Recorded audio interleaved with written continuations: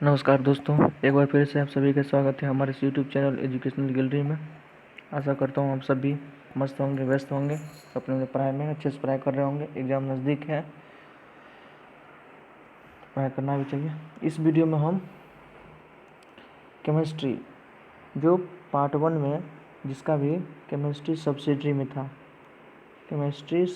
में था और ऑब्जेक्टिव फॉर्मेट में पिछले साल जो क्वेश्चन हुआ था उसी क्वेश्चन को डिस्कस कर रहा है। ये प्रीवियस ईयर का पेपर है,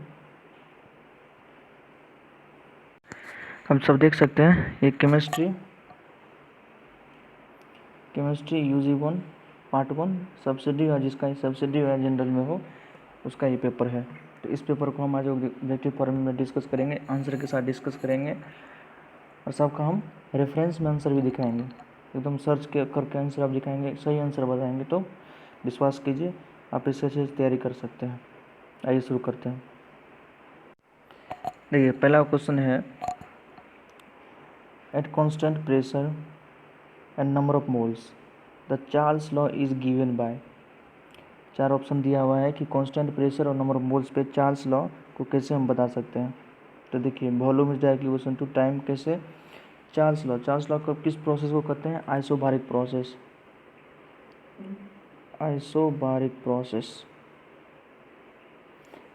प्रोसेस मतलब प्रेशर कांस्टेंट पहले से है। अगर हम इक्वेशन लिखें तो PV बराबर होता है NRT pressure constant, number of mole से यहाँ कांस्टेंट करा है, और R क्या होता है? गैस कांस्टेंट होता है, तो ये भी कांस्टेंट हो गया। देखिए, volume directly proportional to temperature, इसलिए B is directly equal to temperature. Answer C सही है। सेकेंड देखते हैं, in the equation of state of an ideal gas PV बराबर NRT the value of R would depends only. R क्या है? तो gas constant है। अलग अलग यूनिट में अलग अलग R का वैल्यू होता है, बताते हैं। देखिए, R एक कांस्टेंट टर्म है। R equals to 2 calorie mole inverse, kelvin inverse होता है। अगर यूनिट क्या है तो कैलोरी है। R equals to 8.314 joule mole inverse, kelvin inverse होता है। और R equals to 0.0821 litre ATM mole inverse, kelvin inverse. तो यूनिट अलग अलग है तो R का वैल्यू भी अलग अलग है, लेकिन R क्या है? तो कांस्टेंट टर्म है, तो R किसी पे डिपेंड नहीं करेगा। R ना ही नेचर ऑफ गैस पे डिपेंड करेगा, ना ही प्रेशर ऑफ गैस पे डिपेंड करेगा, ना ही टेम्परेचर ऑफ गैस पे डिपेंड करेगा। तो R किस पे डिपेंड करेगा? तो नन ऑफ दैट होगा। आंसर इसका क्या होगा? D होगा। ये किसी बच्चा का है, इसने B आंसर लगाया था, जो कि गलत है। प्रेशर ऑफ गैस किसी पे डिपेंड नहीं करता है। नन ऑफ दैट R किसी पर डिपेंड नहीं करेगा। कांस्टेंट टर्म किसी पर डिपेंड नहीं करता है मोस्टली। तो हम जो आपका आंसर बताएंगे वो सही आंसर होगा, विश्वास कीजिए, आप कहीं भी चेक कर सकते हैं। नेक्स्ट देखते हैं 3 number, the pressure of a gas is due to. Gas का जो प्रेशर होता है, गैस एक प्रेशर एक्सर्ट करता है, किसके कारण होता है? तो फोर्थ ऑप्शन सही है, the collision of gas molecule against the walls of the container. कि गैस मॉलिक्यूल का जो कोलिजन होता है कंटेनर के वाल से, उससे प्रेशर जनरेट होता है, वही प्रेशर है गैस का प्रेशर। इसको हम रेफरेंस में आपको दिखाते हैं। देखिए, वही है, the collision of gas molecule against the wall of the container. When the molecules hit the walls of the container, they exert a force on the container. This force appear as a pressure on the walls of the container. जब molecule force exert करता है wall पर, तो per unit area अगर exert किया है तो वही प्रेशर बन जाता है। तो हमारा आंसर यही सही है कि गैस प्रेशर क्यों एग्जर्ट करता है? तो कोलिजन के कारण, गैस मॉलिक्यूल जो कोलिजन होता है वॉल के कंटेनर के कारण, तो उसके कारण ही प्रेशर एग्जर्ट होता है। तो सही है, तो आंसर डी हमारा सही है। नेक्स्ट क्वेश्चन देखते हैं, according to kinetic theory of gas there are. Kinetic theory of gas there क्या होता है? तो नो इंटरेक्शन अट्रैक्शन। किसी मॉलिक्यूल के अंदर, मॉलिक्यूल के आपस में कोई इंटरेक्शन अट्रैक्शन नहीं होता है। काइनेटिक थ्योरी गैस यही कहता है कि मॉलिक्यूल के अंदर किसी प्रकार का इंटरेक्शन एंड अट्रैक्शन नहीं होता है। इसका भी हम आपको रेफरेंस दिखाते हैं। देखिए, नो इंटरमोलिकुलर अट्रैक्शन या इसी को नो इंटरेक्शन अट्रैक्शन, मतलब आपस में मॉलिक्यूल के बीच में किसी प्रकार का अट्रैक्शन नहीं होता है। Postulate of the kinetic theory of gas, kinetic theory gas का पोस्टुलेट क्या, रूल क्या है? पहला, the molecules in gas are small and very far apart, जो मॉलिक्यूल होता है गैस का बहुत स्मॉल होता है और आपस में बहुत दूर होता है। Most of the volume of which gases occupies is empty space, सारा वॉल्यूम एम्प्टी स्पेस का ऑक्यूपाई करता है। Gas molecule are in constant random motion just as many molecule are moving in one direction as in any other, random motion होता है, अधिकतर जो है एक ही डायरेक्शन में मूव करते रहता है। Molecules can collide with each other at the walls of the container, collision with the walls account for pressure of gas, molecules आपस में वॉल्स ऑफ कंटेनर से टकराते रहते हैं जिसके कारण प्रेशर ऑफ गैस एक्सर्ट होता है। नेक्स्ट देखिए, when collision occur the molecules lose no kinetic energy, that is the collision are said to be perfectly elastic, the total kinetic energy of all the molecule remains constant, kinetic energy पूरा constant होता है। Fifth postulate देखिए, the molecules exert no attractive or repulsive forces on the another except during the process of collision, कि कोई भी molecule दूसरे molecule पर किसी प्रकार का अट्रैक्शन और रिपल्सन फोर्स एक्सर्ट नहीं करता है, तो हमारा आंसर यही सही था कि नो इंटरमोलिकुलर अट्रैक्शन। नेक्स्ट देखते हैं 5 number, the kinetic theory of gas predict the total kinetic energy of gas molecule depends on, total kinetic energy gas का किस पे डिपेंड करता है? तो ये प्रेशर पर, टेम्परेचर पर और वॉल्यूम तीनों चीज़ पर डिपेंड करता है। काइनेटिक थ्योरी गैस के अनुसार टोटल काइनेटिक एनर्जी गैस का किस पे डिपेंड करता है? तो प्रेशर, टेम्परेचर और वॉल्यूम ऑफ गैस ऑल पर डिपेंड करता है। इसका भी हम आपको रेफरेंस में दिखाते हैं, आप देख सकते हैं खुद से कि सही है कि नहीं है। देखिए, यहाँ आप देख रहे हैं pressure, temperature and the volume of the gas, same question था, उसका ऑप्शन आगे ऊपर दिया हुआ था, वो पूरा इस स्क्रीनशॉट में नहीं आ पाया, तो हम सिर्फ इतना ही दिखा रहे हैं कि काइनेटिक एनर्जी किस पे डिपेंड करता है? तो pressure, temperature, volume of gas. Kinetic energy देखिए R/T, टेम्परेचर भी डिपेंड करता है, यहाँ P भी, प्रेशर भी डिपेंड करता है और वॉल्यूम पर भी डिपेंड करता है। काइनेटिक एनर्जी तो टेम्परेचर, प्रेशर, वॉल्यूम तीनों पर डिपेंड करता है। काइनेटिक एनर्जी 3/2 RT या 3/2 PV भी लिख सकते हैं, क्योंकि PV बराबर ही nRT होता है और n तो कांस्टेंट है, इसलिए RT के स्थान पर हम PV भी लिख सकते हैं। तो काइनेटिक एनर्जी तीनों पर डिपेंड करता है, PV और टेम्परेचर, एंड वॉल्यूम पर। आशा करता हूँ आप अच्छे समझ गए होंगे। आगे देखते हैं 6 नंबर देखिए, real gas deviate from ideal gas behaviour because their molecule, real gas deviate करता है, मतलब आइडियल गैस बिहेवियर से थोड़ा अलग है। क्यों इसका मोलिक्यूल आइडियल गैस बिहेवियर से ये थोड़ा डेविएट करता है? बिकॉज देयर मोलिक्यूल, क्योंकि इसका मोलिक्यूल क्या होता है? तो have a force of attraction, क्योंकि आइडियल गैस के का जो भी मोलिक्यूल होता है उसमें क्या होता है? तो फोर्स ऑफ अट्रैक्शन होता है, इसलिए वो रियल गैस से अलग होता है। Have force of attraction, ideal gas में फोर्स ऑफ अट्रैक्शन होता है और रियल गैस में किसी प्रकार का रियल गैस में फोर्स ऑफ अट्रैक्शन होता है और आइडियल गैस जो होता है जिसके ऊपर काइनेटिक थ्योरी ऑफ गैस दिया गया है उसमें किसी प्रकार का इंटरमोलिकुलर फोर्स ऑफ अट्रैक्शन नहीं होता है। इसका भी हम आपको रेफरेंस दिखाते हैं।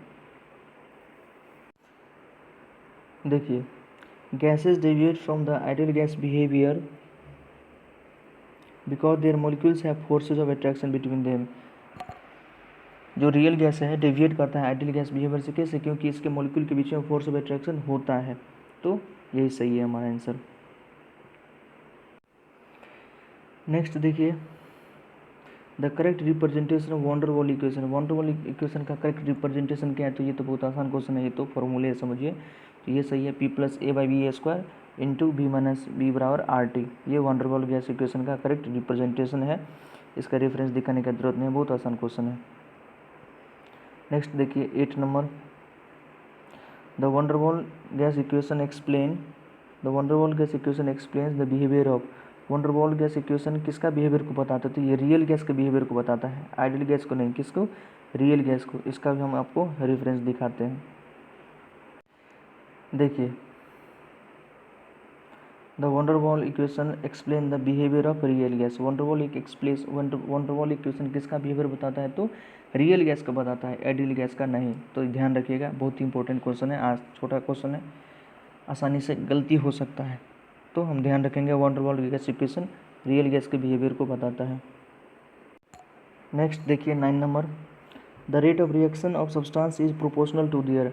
The rate of reaction of substance, reaction rate का रेट सब्सटेंस के किसके डायरेक्टली प्रोपोर्शनल है, तो एक्टिव मास, किसके, एक्टिव मास। इसको भी हम आपको रेफरेंस से दिखाते हैं, देख लीजिए। देखिए, law of mass action state that, जो मास एक्शन है वो बोलता है कि rate of chemical reaction is proportional to the concentration of the reacting substance. Reacting substance के कंसंट्रेशन पर डिपेंड करता है, उसी को एक्टिव मास भी कर सकते हैं या लॉ ऑफ मास एक्शन भी करते हैं। तो 9 का आंसर डी है। 10th नंबर देखते हैं। 10th नंबर देखिए, in the reaction A plus B से ए बी बनता है if the concentration of A and B are double the rate of reaction will increase. अगर कंसंट्रेशन को डबल कर दें, ए और बी के रिएक्टेंट के कंसंट्रेशन को डबल कर दें तो हमारा रेट ऑफ रिएक्शन कितना बढ़ जाएगा, तो 4 टाइम्स। इसको हम करके आपको दिखाते हैं। ये तो करने वाला क्वेश्चन है, आसानी से इसको हम करके आपको दिखाते हैं। देखिए, बहुत आसान है। ये क्या कहते हैं, तो हाँ, काइनेटिक एनर्जी, ये है आपको केमिकल काइनेटिक्स का क्वेश्चन है, बहुत ही आसान है। देखिए, मान लेते हैं हमारा रेट ऑफ रिएक्शन आर था, कांस्टेंट के था और कंसंट्रेशन ए और बी था। पावर के बारे में नहीं बोला है तो पावर दोनों का क्या मान लेते हैं, एक एक मान लेते हैं। कुछ नहीं बोला है तो ठीक है।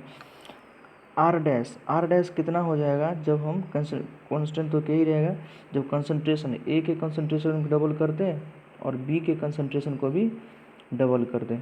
तो देखिए, हमको ये आर डैश निकालना है, तो दोनों को डिवाइड कर देंगे। तो आर अपॉन आर डैश क्या हो जाएगा, यहाँ से आर अपॉन आर डैश, यहाँ से करेंगे तो के से के कट जाएगा। ठीक, ए से ए कटेगा, बी से बी कटेगा, तो क्या हो गया 1/4।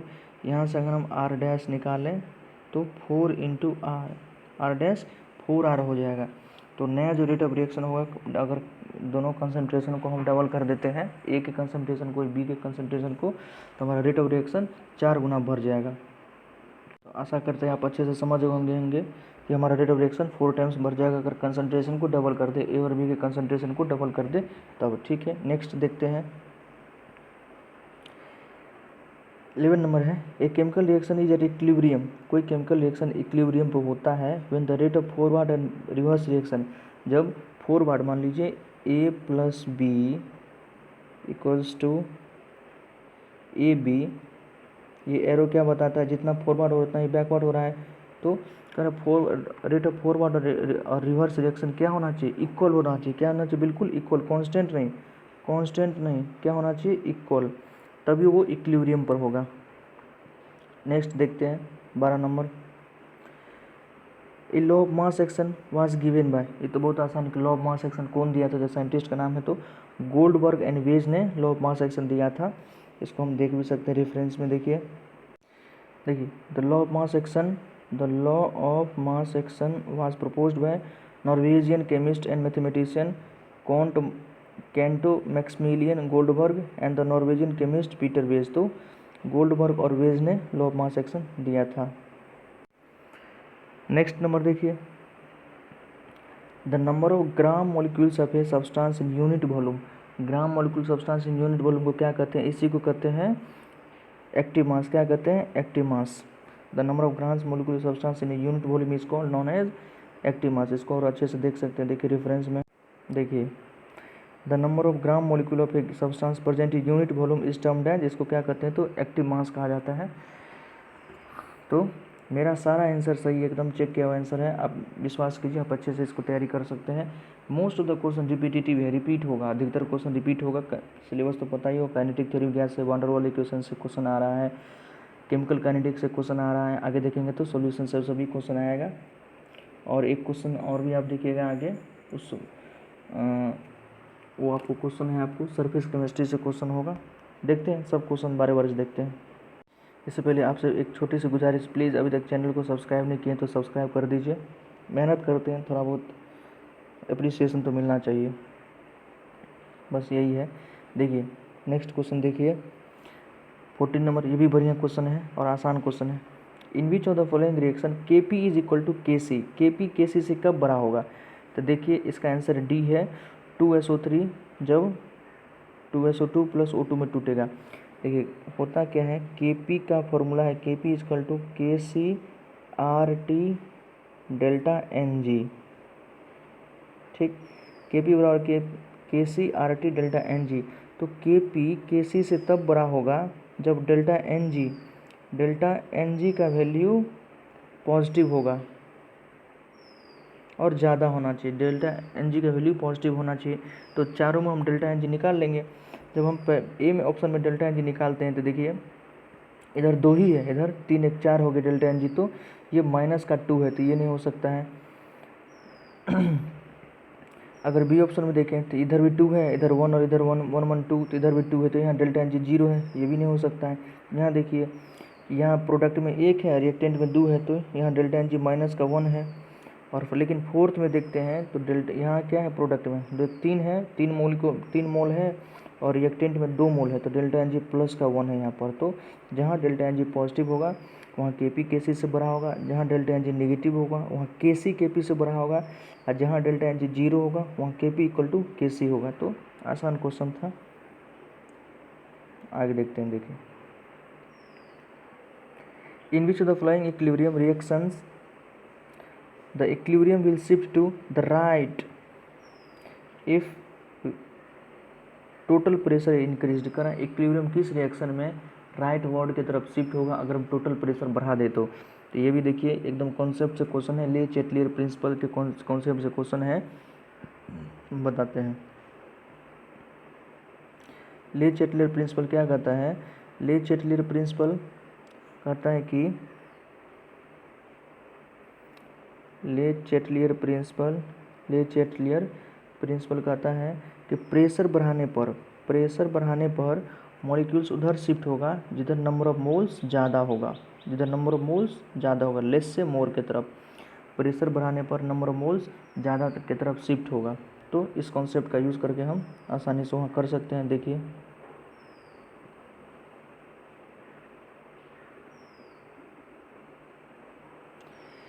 विल शिफ्ट टू राइट, हमको राइट तरफ शिफ्ट करना है, प्रेशर बढ़ाना भी है। तो जहाँ नंबर ऑफ मोल्स लेस के से ज़्यादा की तरफ जाए। यहाँ देखिए नंबर ऑफ मोल्स कितना है, यहाँ है रिएक्टेंट में देखते हैं तो 4 है और प्रोडक्ट में 2 है, तो 4 से 2 की तरफ कम की तरफ जा रहा है, तो ये हमारा आंसर नहीं हो सकता है।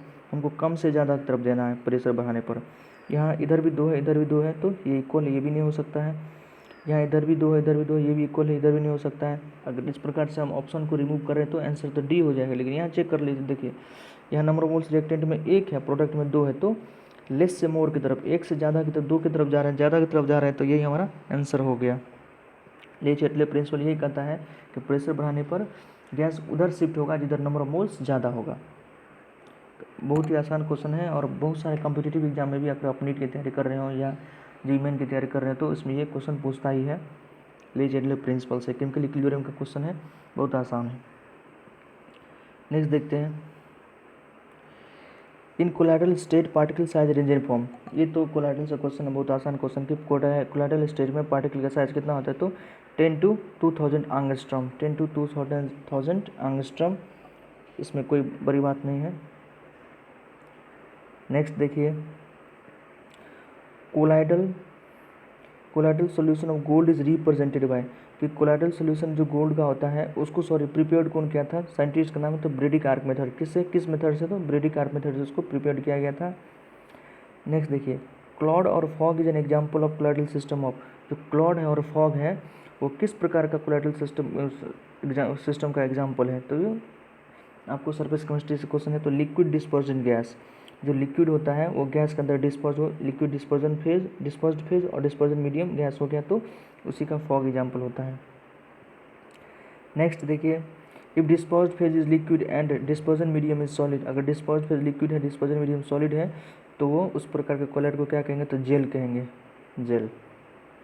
नेक्स्ट आसान क्वेश्चन है ये सब। Tyndall effect in colloidal solution due to, colloidal solution में टिंडल इफेक्ट किसके कारण है, तो स्कैटरिंग ऑफ लाइट के कारण। सबको आप रेफरेंस में भी देख सकते हैं, देखिए पूरा चार्ट बना हुआ है, देखिए जेल से क्वेश्चन था, तो डिस्पर्ज्ड फेज क्या था, लिक्विड था, और डिस्पर्जन मीडियम क्या था, तो सॉलिड था। फॉग से क्वेश्चन था या क्लाउड से क्वेश्चन था, तो जिसको लिक्विड एरोसोल भी कहते हैं, तो डिस्पर्स फेज लिक्विड था और डिस्पर्जन मीडियम गैस था। लिक्विड इन गैस यही था, लिक्विड इन गैस तो क्लाउड, और लिक्विड सॉलिड है तो जेल होगा। इसमें बटर आता है, चीज़ आता है, कर्ड आता है। तो हमने 20 तक सारे क्वेश्चन को अच्छे से डिस्कस किया है। आशा करता हूँ आपको समझ में आया होगा बढ़िया से। कहीं कोई गलती नहीं है, आप इसको अच्छे से याद भी कर सकते हैं, क्योंकि बहुत सारा क्वेश्चन रिपीटेटिव होगा। एज इट इज़ एग्जाम में आ जाएगा, तो आप लिख सकते हैं इस बार के एग्जाम में तो यही आएगा, ऑब्जेक्टिव फॉर्मेट में ही। तो आपका एग्ज़ाम अच्छा जाए। आगे का वीडियो भी हम बनाएंगे। तब तक के लिए धन्यवाद। प्लीज़ चैनल को लाइक कर दीजिए, अपने दोस्तों को बताइए, शेयर कीजिए, कर दीजिए और सब्सक्राइब करना ना भूलें। धन्यवाद।